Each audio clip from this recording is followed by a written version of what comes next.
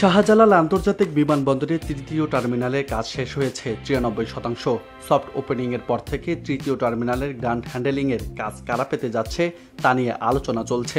শুরু থেকেই বিমান বাংলাদেশ জোরালোভাবে এই গ্রাউন্ড হ্যান্ডেলিংয়ের কাজ পেতে ইকুইপমেন্ট ও জনবল সংগ্রহ করে আসছে। তবে এত কিছুর পরেও এখনও নিশ্চিত নয় কাজটি শেষ পর্যন্ত কারা পেতে যাচ্ছে। বৃহস্পতিবার ৩০ মে বিষয়টি নিয়ে মুখ খুলেছেন বেসামরিক বিমান পরিবহন ও পর্যটন মন্ত্রী ফারুক খান। এদিন তৃতীয় টার্মিনালের কাজের অগ্রগতি পরিদর্শন শেষে এক ব্রিফিংয়ে সাংবাদিকদের ফারুক খান বলেন, বিমান বাংলাদেশ এয়ারলাইন্সের সঙ্গে জাপানের একটি কোম্পানি যৌথভাবে তৃতীয় টার্মিনালের গ্রাউন্ড হ্যান্ডেলিংয়ের কাজ করবে। আমরা আশা করছি আমাদের দেশে লাগেজ হ্যান্ডলিংকে আমরা ইতিমধ্যে আগে সমস্যা ছিল, আমরা ইমপ্রুভ করেছি। এখন আমরা প্রায় ১৫ মিনিটের মধ্যে প্রথম লাগেজটা পেয়ে যাই এবং সর্বশেষ লাগেজটা পেতে পেতে প্রায় ৪০ মিনিট সময় লাগে। এই যে সময় লাগে এটা আমরা তিনভাবে উন্নত করতে পারি। প্রথম হচ্ছে নতুন নতুন ইকুইপমেন্ট এনে, যেটা ইতিমধ্যে বেশ কিছু নতুন ইকুইপমেন্ট আনা হয়েছে, আরও ইকুইপমেন্ট আনার প্রক্রিয়ায় বাংলাদেশ বিমান আছে। ২ নম্বর হচ্ছে আমাদের নিজেদের অভিজ্ঞতা বাড়ানো।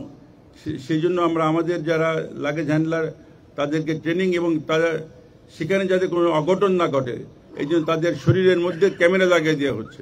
আশা করি কিছুদিনের মধ্যে জাপান আমাদেরকে জানাবে যে তারা কার সাথে আমাদের বাংলাদেশ বিমানের জয়েন্ট ভেঞ্চারটা করতে চায়। সুতরাং আমরা আশা করি জয়েন্ট ভেঞ্চার হলে আমাদের লাগেজ হ্যান্ডলিং আরও উন্নত হবে।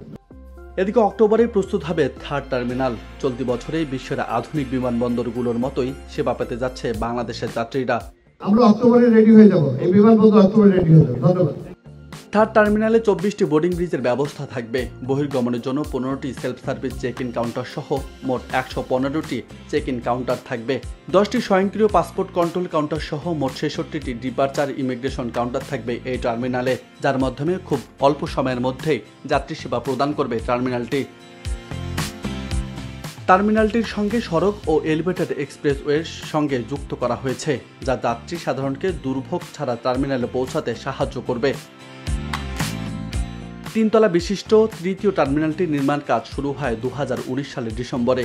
এভিয়েশন ঢাকা কনসোর্টিয়ামের মাধ্যমে জাপানের মিৎসুবিশি ও ফুজিটা এবং কোরিয়ার স্যামসাং সহ ৩টি প্রতিষ্ঠান তৃতীয় টার্মিনালের ভবন নির্মাণ কাজ করছে। ২১,৩৯৮ কোটি টাকা ব্যয়ে এটি নির্মিত হচ্ছে, যার বড় অংশই আসছে জাপান সহযোগিতা সংস্থা জাইকার কাছ থেকে। সংস্থাটি ঋণ হিসেবে দিচ্ছে ১৬,১৪১ কোটি ২,৪৫,০০০ টাকা। বাকি ৫,২৫৮ কোটি ৩,৮৮,০০০ টাকা দিচ্ছে বাংলাদেশ সরকার। জাইকার এই ঋণের অর্থ ২০২৭ সাল থেকে শুরু হয়ে পরবর্তী ১০ বছরের মধ্যে পরিশোধ করতে হবে।